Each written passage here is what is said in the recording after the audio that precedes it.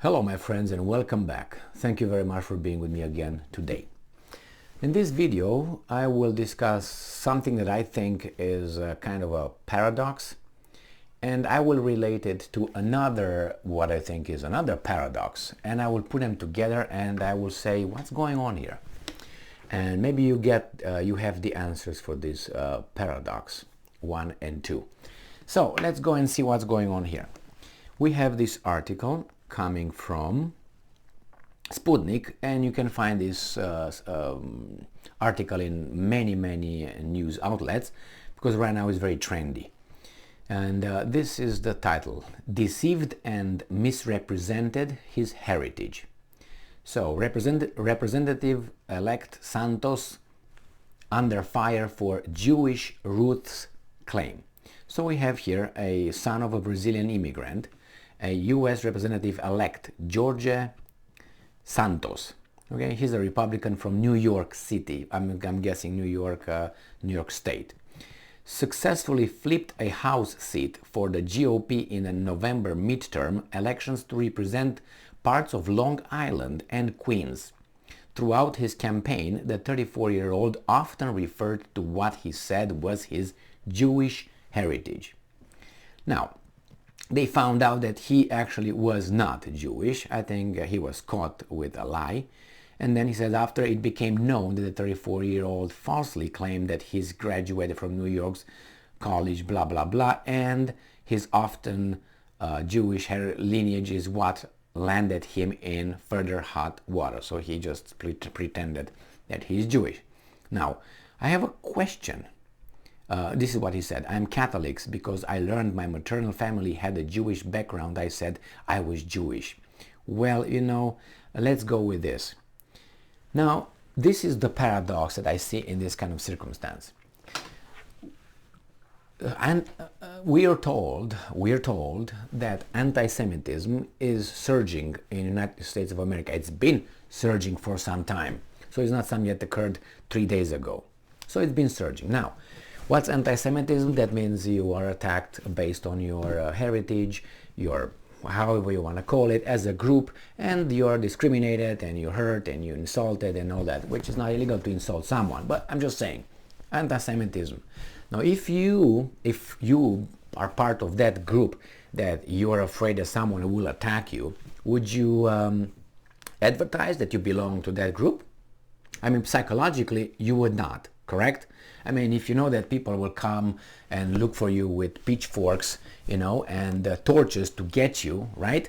That's how we're supposed to heighten our alertness and sensitivity towards this new issue, which is surging anti-Semitism in this society. Then you will shut the fuck up that you are a Jew or not, correct? I would think so, unless you're an idiot and you say, yeah, I am, and then according to these guys, you will be targeted. Correct? Correct. Now, this guy did not care about that. And he said, I am that. And then why would you want to say that when we are told that that kind of community, is targeted in a negative way, is suppressed, right? You don't want to be in that. You want to be with the winner side. Why would you want to be with the loser side, right? Because if you're a victim, and they claim to be, right, anti-Semitism, that means you don't want to be part of that. You want to be part of the winning side. So you would claim you are a white man, right?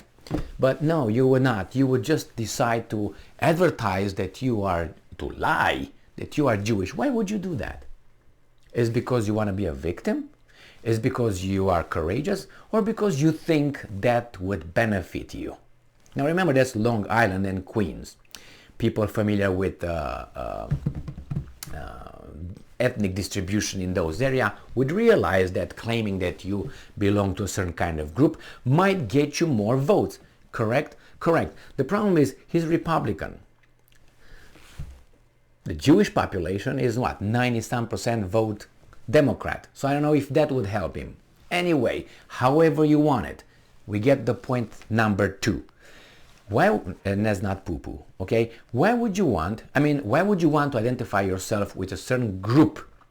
Do you think that people in a society, in American society, diverse society, diversity is our strength? Do you think that we vote based on groups?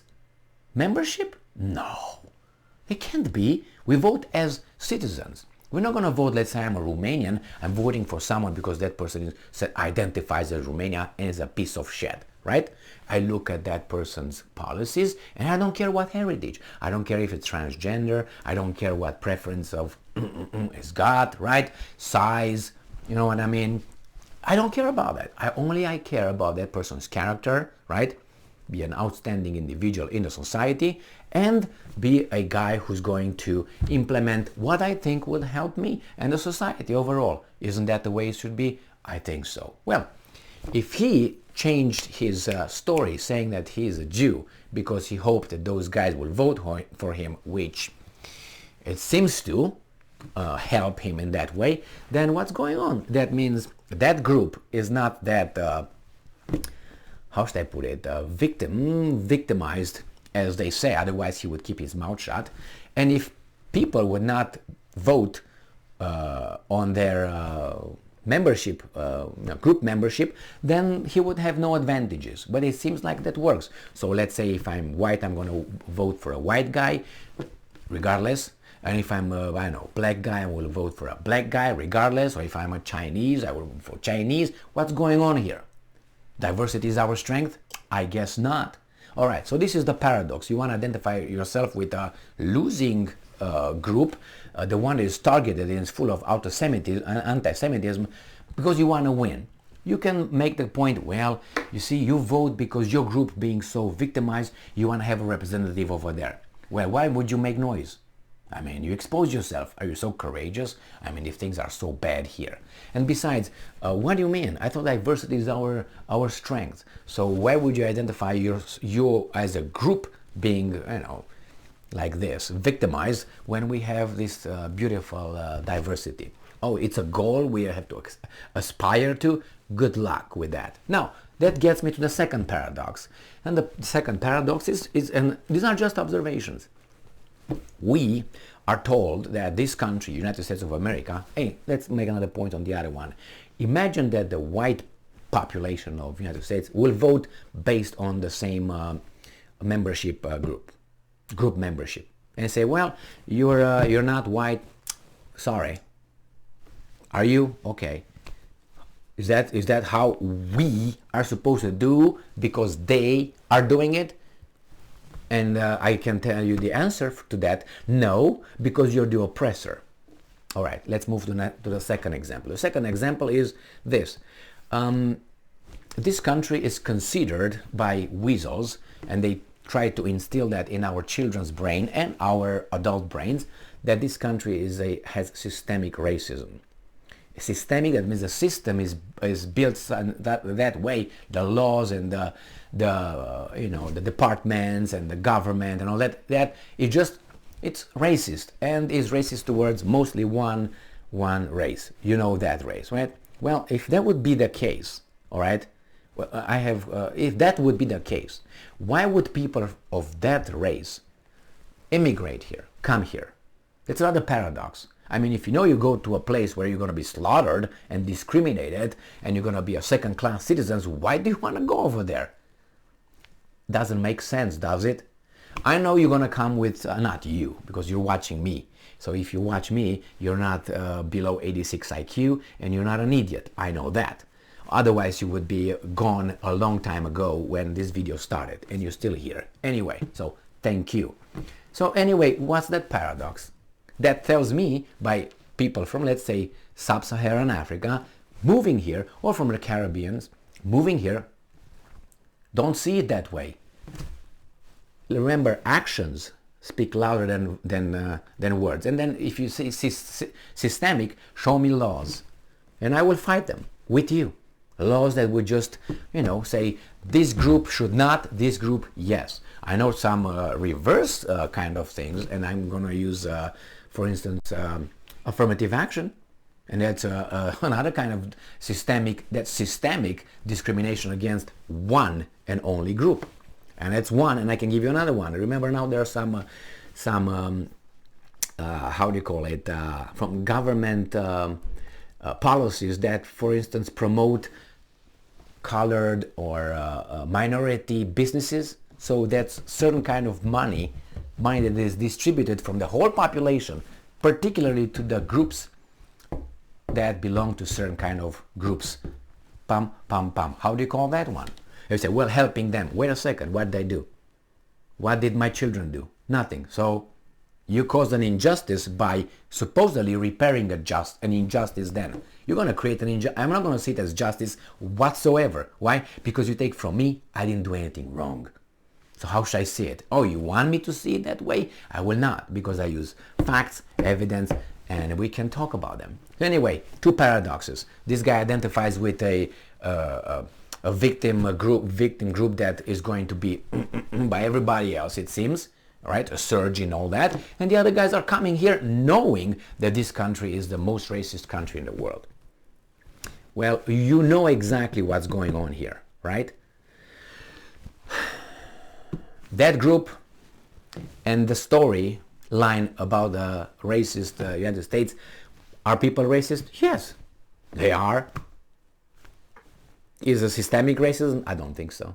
There are no laws. They're not. Individuals are racist.